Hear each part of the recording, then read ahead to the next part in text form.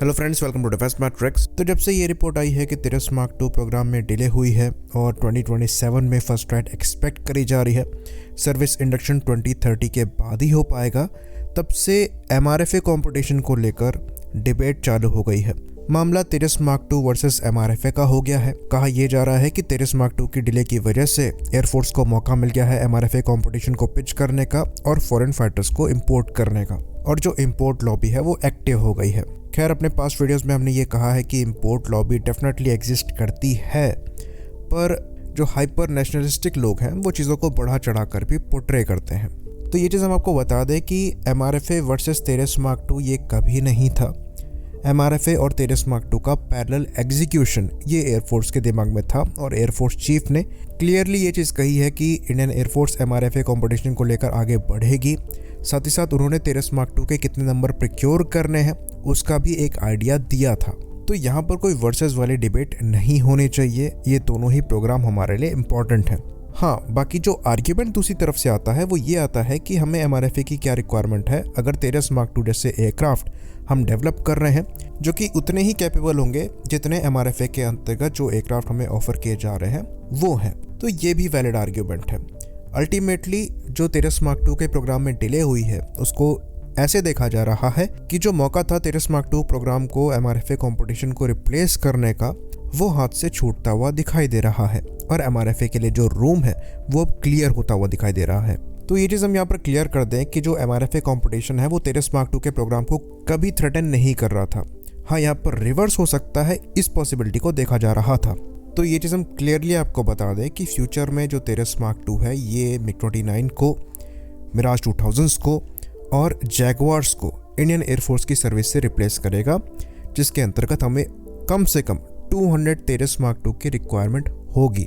और क्योंकि MiG-29, मिराज 2000 और जैगवार्स अपग्रेड किए जा रहे हैं तो ये 10 से 15 साल सर्विस में रह सकते हैं, इसलिए यहाँ पर जो तेरस मार्क 2 की डिले हुई है वो हमें बहुत ज़्यादा नुकसान नहीं करेगी।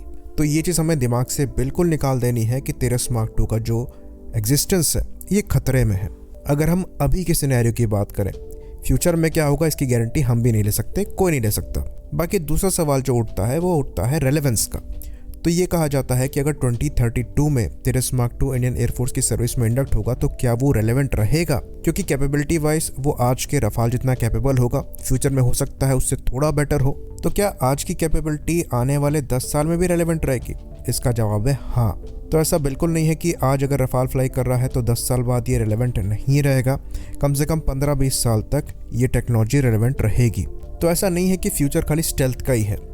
फ्यूचर जो है ये मैन्ड अनमैन्ड टीमिंग सिस्टम्स का है, ड्रोन का है, जो कि इन 4.5 जनरेशन एयरक्राफ्ट से इंटीग्रेट करे जाएंगे। तो एयरक्राफ्ट पूरी तरीके से रेलेवेंट रहेगा। एवियोनिक्स में जो अपग्रेड्स हैं ये छोटे मोटे हमेशा चलते रहेंगे। तो अगर 2032 में भी ये एयरक्राफ्ट आ रहा है कोई इशू नहीं है, अगर हम यहाँ पर परसेंटेज ऑफ इंडिजनाइजेशन को बढ़ाने में सक्षम रहते हैं, जिस पर एक्चुअली काम किया जा रहा है, जो कि हमारा गोल था। तो तेरस मार्क 2 के डिले से बिल्कुल भी परेशान होने की ज़रूरत नहीं है, इतना डिले अफोर्ड किया जा सकता है। MiG-29, मिराज 2000 और जैगवार्स से हम इतनी लाइफ खींच सकते हैं। बाकी अब सवाल आता है MRFA कंपटीशन का। तो हमारा पर्सनली ये मानना है कि MRFA कंपटीशन के बजाय रफाल को ही प्रिक्योर करना चाहिए डायरेक्टली, वो भी 100% टेक्नोलॉजी ट्रांसफ़र और इंडिया मैन्युफैक्चरिंग के साथ। तो इसके पीछे पहला रीज़न ये है कि हम रफाल को पहले से ही ऑपरेट कर रहे हैं। एयरफोर्स 36 रफाल ऑपरेट कर रही है, नेवी भी रफाल ले रही है। तो फ्यूचर में एकमात्र रफाल ही ऐसा एयरक्राफ्ट रह जाएगा जिसको लेकर हम डसॉ एविएशन पर डिपेंडेंट रहेंगे। अगर इन प्लेटफॉर्म को हम इंडिया में ही मैन्युफैक्चर करते हैं, इनके सारे पार्ट्स हम इंडिया में मैन्युफैक्चर करते हैं, तो फ्यूचर में इनको लेकर भी हम किसी पर डिपेंडेंट नहीं रहेंगे, क्योंकि अल्टीमेटली हम सारे इंडिजिनस प्लेटफॉर्म ही फ्लाई कर रहे होंगे। बाकी हमें नंबर्स यहाँ पर चाहिए। 30 स्क्वाड्रन की संख्या हमारी मौजूदा है, फ्यूचर में भी हम रिप्लेसमेंट एयरक्राफ्ट ही देख रहे हैं। 42 स्क्वाड्रन के ऊपर, 42 फाइटर स्क्वाड्रन के ऊपर हमें चाहिए, तो एडिशनल रफाल डेफिनेटली हमारे लिए कैपेबिलिटी बिल्डअप का काम करेंगे, जो कि हमें एक्चुअली रिक्वायर्ड है अगर हम चाइना के बिल्डअप को देखें। क्योंकि फ़िलहाल के लिए रफाल ही एकमात्र ऐसा एयरक्राफ्ट है जो advance Chinese fighters J-11B, J-16 या फिर J-20 के सामने खड़ा हो सकता है। और क्योंकि ये फ्लाई कर रहा है तो हम इनको सर्विस में जल्द से जल्द इंडक्ट कर सकते हैं। कंडीशन ये है कि हम MRFA को जल्दी कंक्लूड करें, जिसके अगेन आसार दिखाई नहीं दे रहे हैं। तो ये गवर्नमेंट पर ही डिपेंड करेगा कि वो इनको लेकर फंड्स कब रिलीज़ करती हैं, ताकि जो कैपेबिलिटी बिल्डअप है उसमें डिले ज़्यादा ना हो, जो कि अभी तक हमें दिखाई दी है। बाकी आर्ग्यूमेंट ये भी आता है कि रफाल की TOT मैन्युफैक्चरिंग को अगर हम देखेंगे तो यहाँ पर डिले भी होगी और ये हमें महंगे भी पड़ेंगे, जो कि वैलिड आर्ग्यूमेंट है। लेकिन हमें ये भी देखना है कि कैपेबिलिटी बिल्डअप भी यहाँ पर होगा, खाली नंबर्स को लेकर ही नहीं बल्कि इकोसिस्टम को लेकर भी, और ज़्यादातर ये पैसा इंडिया में ही रहेगा। बाकी फ्यूचर में सेम फैसिलिटी इंडिजिनस प्लेटफॉर्म को मैन्युफैक्चर करने के लिए भी इस्तेमाल करी जा सकेंगी। तो हमें होलिस्टिक अप्रोच को लेकर यहाँ पर चलना है अगर हम इंडिया मैन्युफैक्चरिंग की बात करते हैं।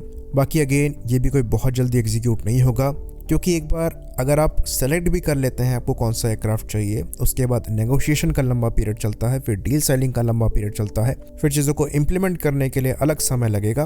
तो यहाँ पर हम तिरस मार्क 2 की टाइमलाइन को भी टच कर सकते हैं, बट अगेन उस केस में भी ये बुरा सौदा नहीं होगा, क्योंकि हमें नंबर्स चाहिए, वो भी अच्छी पेस में चाहिए, जो कि हम तिरस मार्क 2 से शुरुआत में एक्सपेक्ट नहीं कर सकते।